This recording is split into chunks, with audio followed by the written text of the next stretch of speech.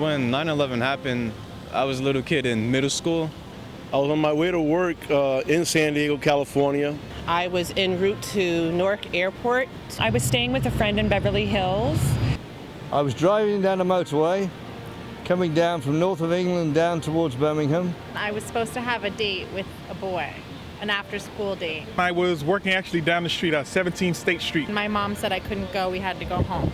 I was actually in high school. I was a senior. I understand now why. At the time, I was not happy about it.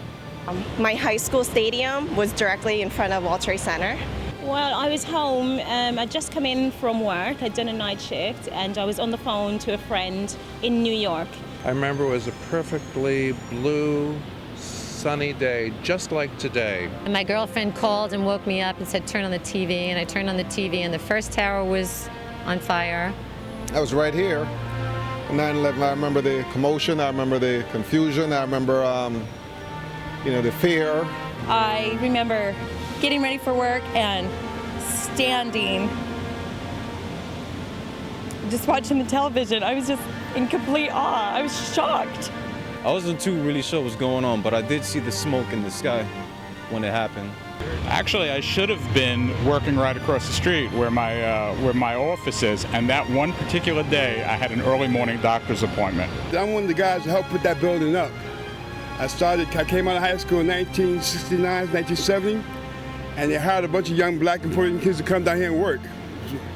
And it was my building. My mother go around bragging to everybody, telling everybody my son built the World Trade Center. I said, we had a little help, Mom.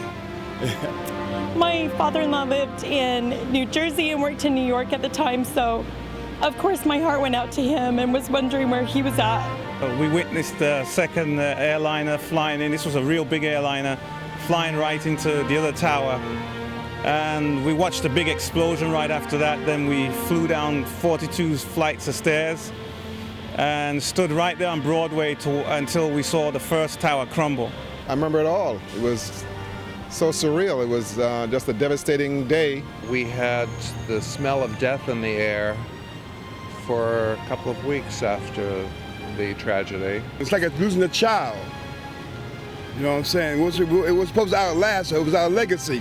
And to turn around and see it not there is a terrible blow for us.